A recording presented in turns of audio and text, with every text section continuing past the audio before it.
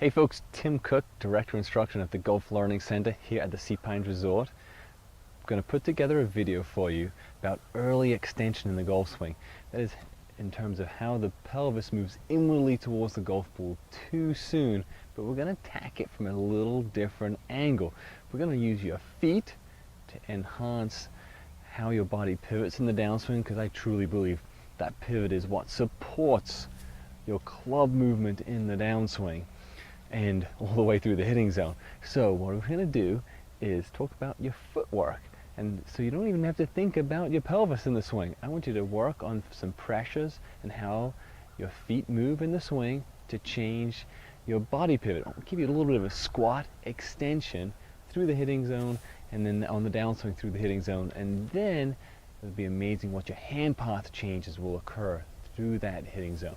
So here's what we're going to do. As you swing back, this is great for the guys who already lift your lead heel or your left heel for the right-handed golfer. If you don't do that already, do this for exercise. Do it for the sake of this exercise. So here we go. We're going to swing it back, allow the front heel, that left heel, to come off the ground. You can see my pelvis really turns back to face the camera when this occurs. And then the key to this exercise is, as you swing down, try and get that left heel to slam down as fast and as early as possible as you can on the downswing. Early is key here. Watch when I do this again. I'll exaggerate a little bit. So as I slam my left heel, my rear end goes backwards. So I'm going into a little bit of a squat position early in the downswing. My pelvis is dropping, and that really allows the club to then start falling outside my hands pre-impact. And the next thing you know, my hand path's going up and left, and I'm not thinking about those things. All I'm trying to do is slam my left heel. So we're going to change some foot mechanics to give you a little bit of squat and thrust on that downswing through the impact zone. Next thing you know, that hand path's going to be going up and left and around, right around your body without you really trying. So foot mechanics and how that pressure moves in your feet can really make a big difference in terms of your body pivot, and then therefore club movement through the all-important hitting zone.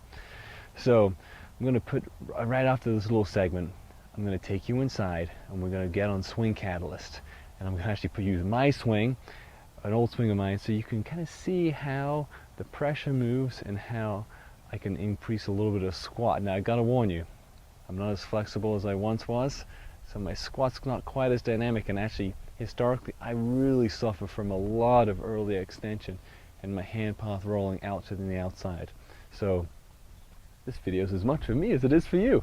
However, we're going to work on the foot mechanics, and you're going to see the changes they can make in terms of pressure as it relates to hand path and body position through the hitting zone without even having to think about it. We're just going to worry about the feet right now.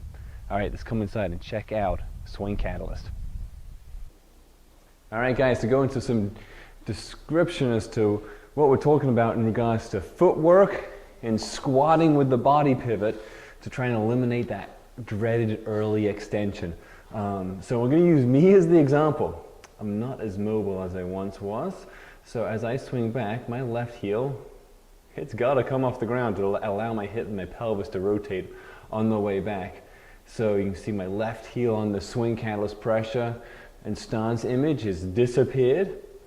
So ideally, when you lift your left heel, what I've found, if you lift your left heel and you slam it back down as soon as possible, the tray starts flying forward, and you actually begin to keep a little bit of that squat. And so without even thinking about early extension and squatting, I really like folks, if you need to lift the left heel on the backswing, make sure you slam it down as soon as you possibly can on the downswing.